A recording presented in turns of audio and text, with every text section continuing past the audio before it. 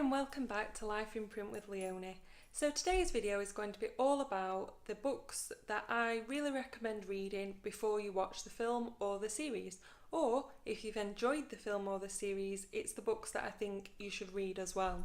So my dog just wanted to say hi. He's been mooching around every day since I've been doing these videos.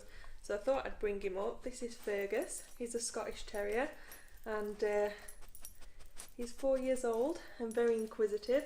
So if you ever hear sort of tapping around in the background on my videos, it's him mooching about. We begin with Miss Peregrine's Home for Peculiar Children. This was made into a film last year and it was, to be honest, the first I'd heard of it, so I did actually see the film first. It's the story of a boy called Jacob who has a grandfather who has always told him these crazy stories about the peculiar children that he spent time with during the war. Jacob has always believed these to be complete fabrications until he ends up in the middle of Wales at the orphanage with the peculiar children, and adventures abound. Ransom Riggs wrote the book based around old photographs that he'd found in antique stores, junk stores, car boot sales, you name it. And all the characters are based around these photos as well as the narrative itself, which I've always found really fascinating. So here's some of the pictures. As you can see, they're quite scary, and I definitely think it's a great idea to take a writing prompt and actually write a whole novel around it. The Northern Lights by Philip Pullman is the first book in his Dark Materials, and it was made into a film called The Golden Compass. So immediately you see a change there in just the title of the book being changed into something different for the film. It focuses on a character called Lyra and her friend Roger, who goes missing.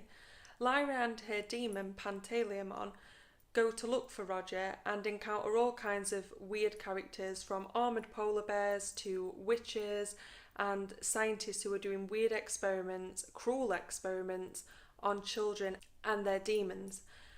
Lyra and Pantaleimon get tangled up in all of it, especially around a suspicious character with a golden monkey demon called Mrs. Coulter. It's a fantastic book, it's really engrossing and enjoyable, and it was one of my favourite books growing up, and it remains so to this day. It's followed by two other novels, The Subtle Knife and The Amber Spyglass, and there is actually a new book, The Book of Dust, coming out this year in October, which follows on from this series, and I am super excited for that. The Hunger Games by Suzanne Collins focuses on the character Katniss Everdeen, who volunteers in place of her sister to take part in the annual Hunger Games, where children are pitched against each other to see who can survive and win the competition for their faction. It's a dystopian novel set in the future, and it was made into a really famous film. It became a famous series because of the film, but the book to me will always remain so much better than the film itself. All three are really engrossing and enjoyable, and they do have really beautiful covers as well. Percy Jackson and the Lightning Thief is a story all about mythology. Now, I love mythology. Second to literature, mythology is my great love, mainly because it is stories as well. So I had to read Percy Jackson, although again, I did actually see the film first with this series.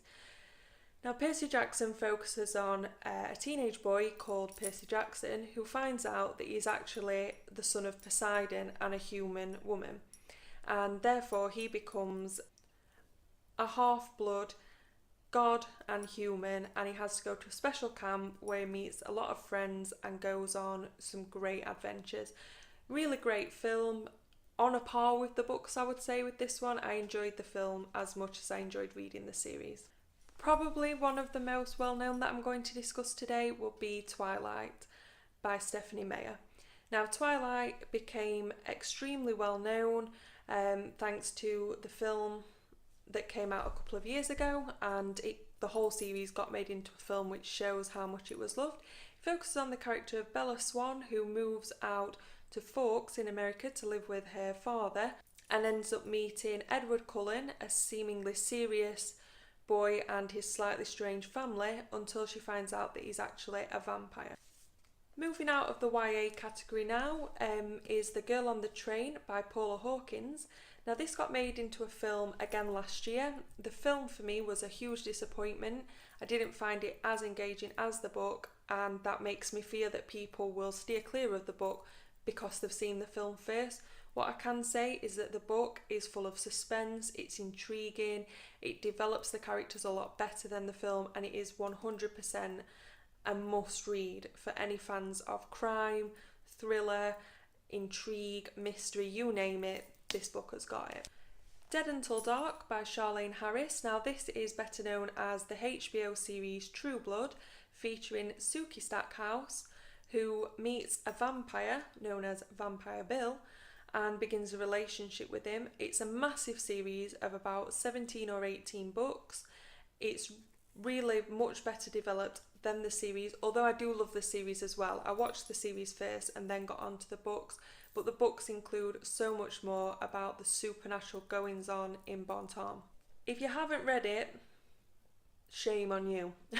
No, I joke, but Harry Potter and the Philosopher's Stone is the most obvious choice of books for me to recommend before you see the film, or if you've already seen the film, go read it. It's not very big. Everybody knows what it's about. Harry gets his letter to go to Hogwarts School of Witchcraft and Wizardry and finds out that his life, which has been a bit shit up to now, is actually going to get really interesting. This one will always remain in my heart as my absolute favourite. I read it when it first came out when I was 7 years old, and I really do need to read it again. This book is actually falling apart, and I need to get it rebound because it's just been read so many times by me and by my younger siblings as well. A lot of the Harry Potters I've got are first edition, first prints as well, so I really do treasure this series and cannot recommend it enough. 50 Shades of Grey by E.L. James. Now this has also been a book that was probably more famous before the film came out, because even people I know for a fact do not read regularly read this book because they wanted the smut. Yes, there is smut aplenty. However, the series itself is fantastically interesting. Once you get past the sort of onslaught of sex that's in the first book, it moves on to an intriguing story about Christian Grey's past, and it does have a bit of a thriller element to it as well. Now, rumour has it that this series was actually Twilight fan fiction to begin with, so if you have read Twilight, it can be quite fun to try and spot where that was fan fiction as well. A Game of Thrones by George R.R. Martin. When is he going to write the next book? I need it already.